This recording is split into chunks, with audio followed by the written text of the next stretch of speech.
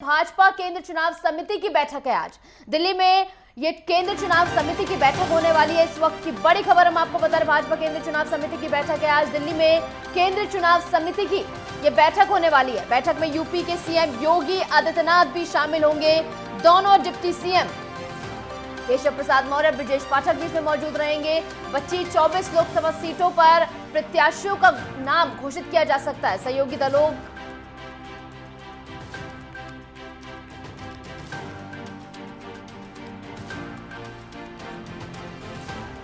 दलों का कोटा भी हो सकता है तय। भाजपा ने अभी तक 51 प्रत्याशियों की सूची जो है वो जारी कर दी। कई मौजूदा सांसदों का टिकट भी इसमें काटा जा सकता है। सूत्रों के हवाले से खबर आ रही है तो मंथन जो है वो जारी है। यूपी की जो शेष 24 लोकसभा सीटें हैं उनमें प्रत्याशी उतारने की तैयारी में है। यहाँ पर बीजेपी अब देखना होगा जो शेष 24 सीटें हैं वहां से किस प्रत्याशी को उतारा जाएगा। भाजपा केंद्र चुनाव समिति की बैठक है, इसी को लेकर दिल्ली में ये बैठक होने वाली है जिसमें यूपी के सीएम योगी आदित्यनाथ मौजूद रहेंगे। दोनों डिप्टी सीएम ब्रजेश पाठक और केशव प्रसाद मौर्य भी इसमें मौजूद रहेंगे।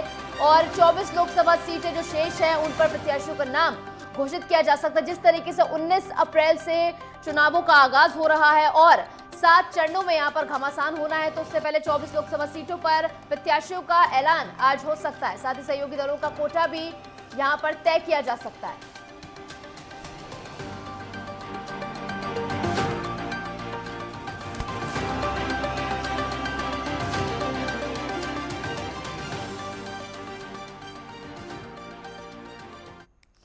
तो घमासान होने वाला है। 7 जो चरणों में है घमासान देखने को मिलना है। 24 सीटें शेष हैं जिन पर अपने प्रत्याशियों का नाम घोषित करना है। आज मीटिंग है बीजेपी के। हमारे साथ हमारे प्रमुख संवाददाता लालचंद जुड़े हुए हैं ज्यादा जानकारी के साथ।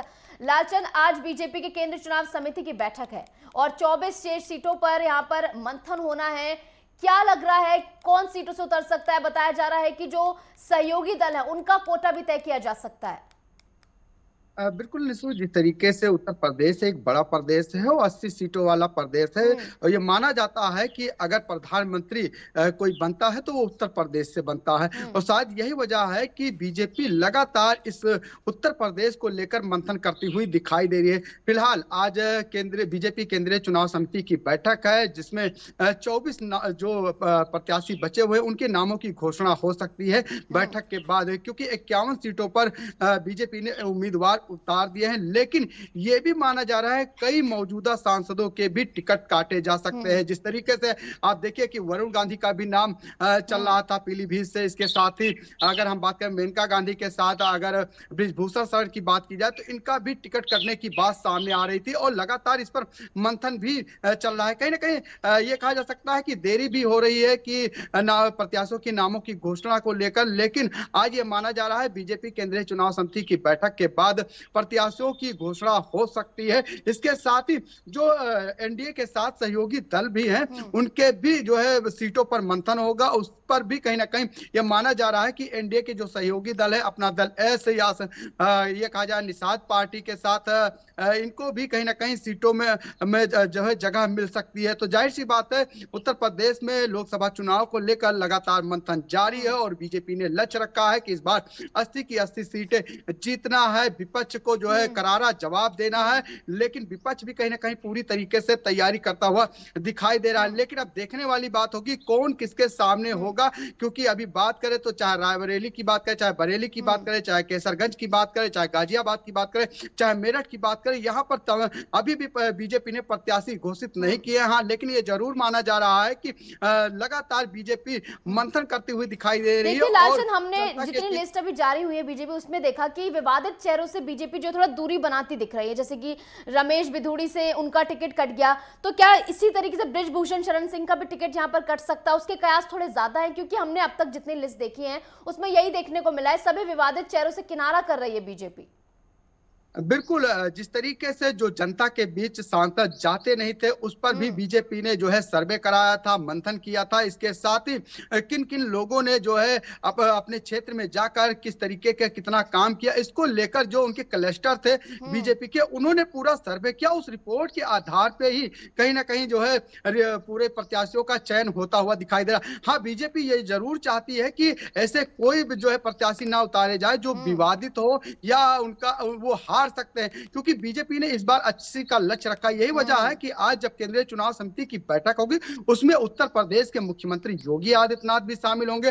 दोनों डिप्टी सीएम केशव प्रसाद मौर्य, ब्रजेश पाठक के साथ जो प्रदेश अध्यक्ष है भूपेंद्र चौधरी और संगठन महामंत्री धर्मपाल सिंह भी इसमें जो है बैठक में शामिल होंगे। और उनको जो रिपोर्ट उनके जो तमाम जो क्लस्टर थे या उनका कहा जाए जो जिनको सर्वे कराया था, उन्होंने जो रिपोर्ट क्या टाइमिंग रही, कब से शुरू होगी बैठक? प्रत्याशियों का चयन होगा। जी,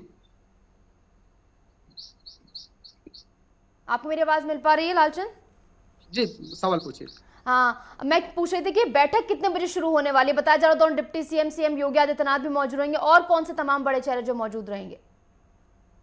देखिए, बीजेपी केंद्रीय चुनाव समिति की बैठक है। इसमें जेपी नड्डा भी रहेंगे, अमित शाह भी रहेंगे। इसके साथ ही जो है उत्तर प्रदेश के मुख्यमंत्री योगी आदित्यनाथ, दोनों डिप्टी सीएम ब्रजेश पाठक और केशव प्रसाद मौर्य भी बैठक में शामिल होंगे। और बैठक में यह माना जा रहा है कि जो उत्तर प्रदेश की 24 सीटें बची हुई हैं, उसमें एनडीए को जो सहयोगी दल है उनको कितनी सीटें दी जा सकती है। इसके साथ ही बीजेपी अपने प्रत्याशियों में किनको किनको टिकट देगी, और जो विवादित चेहरे हैं या कहा जाए जिन्होंने काम नहीं किया, उनका भी टिकट कर सकता है। यानी कि यह माना जाए कि काफी संशय भरा आज रह सकता है, क्योंकि काफी लोगों को उम्मीद है कि बीजेपी के जो प्रत्याशी हैं कि उनका जो है नाम लिस्ट में शामिल होगा। लेकिन देखने वाली बात होगी कि कौन कौन से ऐसे चेहरे होंगे जो बीजेपी के लिस्ट में शामिल होंगे, क्योंकि अब 24 सीटें ही बची है जिस पर जो है प्रत्याशियों की नामों की घोषणा होनी बाकी है। निशु, ये माना जा रहा है कि कहीं ना कहीं बीजेपी बहुत ही सोच समझकर पूरी रणनीति के साथ जो है अपने प्रत्याशियों को मैदान में उतारे। जी, बिल्कुल सही कहा। और तमाम जो प्रत्याशी हैं उनकी भी धड़कनें हिलोरे जरूर मार रहे होंगे, क्योंकि जिस तरीके से हमने देखा कि प्रत्याशियों के टिकट कटे हैं तो उनको भी डर लग रहा हो कि हमारा भी टिकट ना कट जाए। अब देखना होगा कौन सी सीट से कौन सा प्रत्याशी चुनावी मैदान में उतरता है। फिलहाल के लिए बहुत बहुत शुक्रिया लालचंद, हमारे साथ जुड़ने के लिए, तमाम जानकारी हमारे साथ साझा करने के लिए।